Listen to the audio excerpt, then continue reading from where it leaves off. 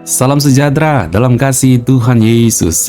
Sahabat Jesus Promise Community, apa kabarnya? Kita bersyukur Tuhan setia memelihara kehidupan kita.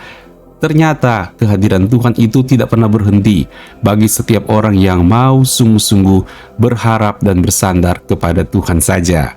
Haleluya.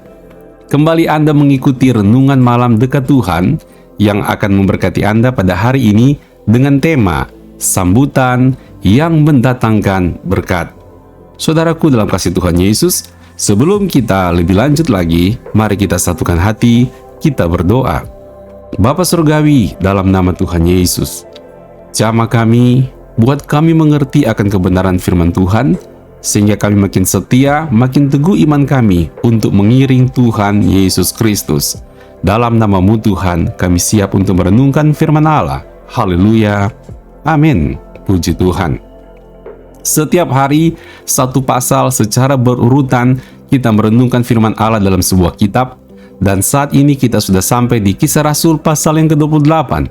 Artinya satu kitab dalam kitab Kisah Rasul ini sudah kita selesaikan. Dan saudaraku, besok kita akan masuk ke kitab Roma. Mari kita lihat Kisah Rasul pasal 28 ayatnya yang ke-7. Tidak jauh dari tempat itu, ada tanah milik gubernur pulau itu. Gubernur itu namanya Publius. Ia menyambut kami dan menjamu kami dengan ramanya selama 3 hari. Ketika itu ayah Publius terbaring karena sakit demam dan disentri.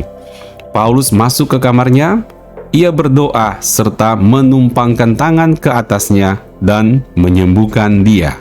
Sesudah peristiwa itu, datanglah juga orang-orang sakit lain dari pulau itu dan mereka pun disembuhkan juga. Haleluya.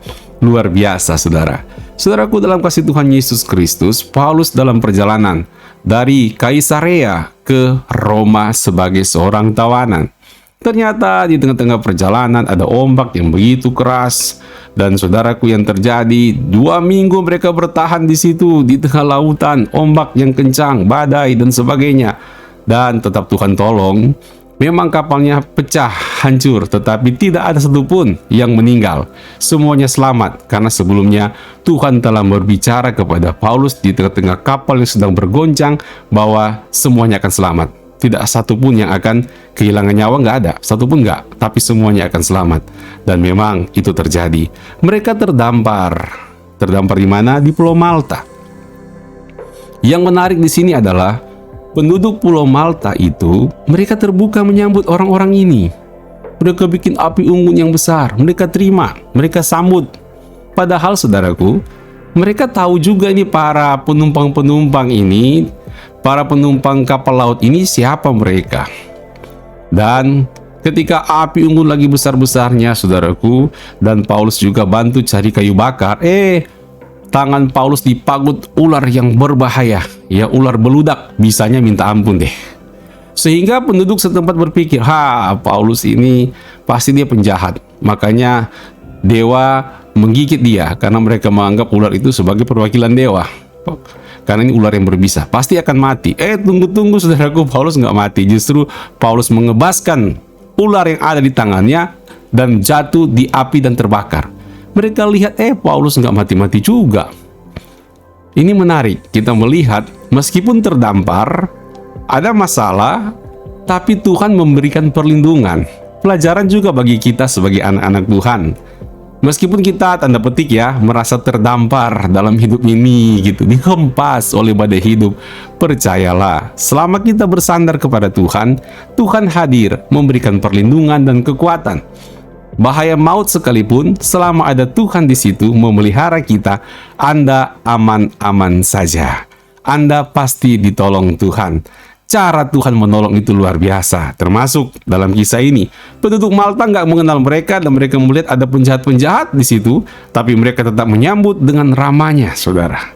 Mereka terima dengan rahmanya. Dan tadi ketika kita baca firman Tuhan, gubernurnya juga, gubernur Pulau Malta menyambut mereka, bahkan menjamu mereka dengan ramahnya selama 3 hari. Lama loh saudaraku, 3 hari. Ya kan? Gubernurnya menyambut dengan sukacita. Ini orang-orang hebat luar biasa. Menyambut orang dengan hati yang rela. memberkati orang yang lagi susah. Dahsyat saudaraku, dan apa yang terjadi ya? Sambutan mereka yang terbuka dengan rela menolong orang lagi kesusahan, lagi menghadapi badai dalam hidup. Yang terjadi adalah ternyata papa daripada gubernur ini lagi sakit demam dan disentri. Siapa yang sangka? Ya, saya pikir gubernur ini nggak nyangka kalau papanya akan disembuhkan, dan terjadi. Paulus mendoakan papanya dan papanya disembuhkan. Di sini kita melihat saudaraku, sambutan hati yang rela kepada orang lain mendatangkan berkat. Mereka nggak berharap kalau akan terjadi mujizat yang besar kayak gini di rumah. Tapi hati yang terbuka menolong orang lain membuat justru mereka diberkati lebih lagi. Jamuan makan 3 hari dibandingkan dengan nyawa yang terancam, mana yang lebih mahal? Tentu nyawa yang terancam. Dan kita lihat Tuhan menyembuhkan ayah daripada gubernur ini. Tuntas penyakitnya, sembuh saudaraku tanpa pakai obat. Mujizat terjadi. Sambutan yang rela menolong orang lain mendatangkan berkat. Bukan hanya itu, karena firman Allah mencatat, sesudah peristiwa itu datang juga orang-orang sakit yang lain dari pulau itu, dan mereka pun disembuhkan juga.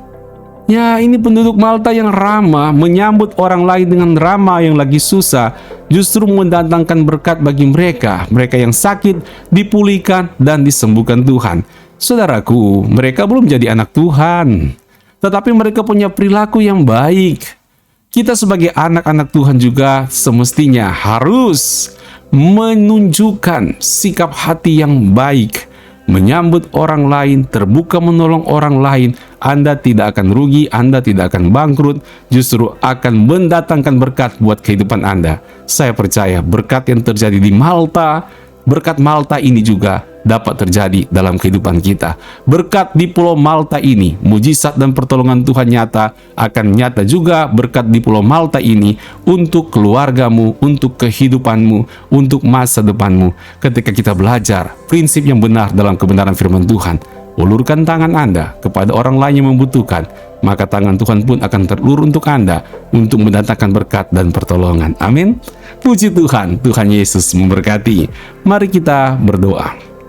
Tuhan, kami bersyukur buat kebenaran firman Tuhan yang menguatkan kami.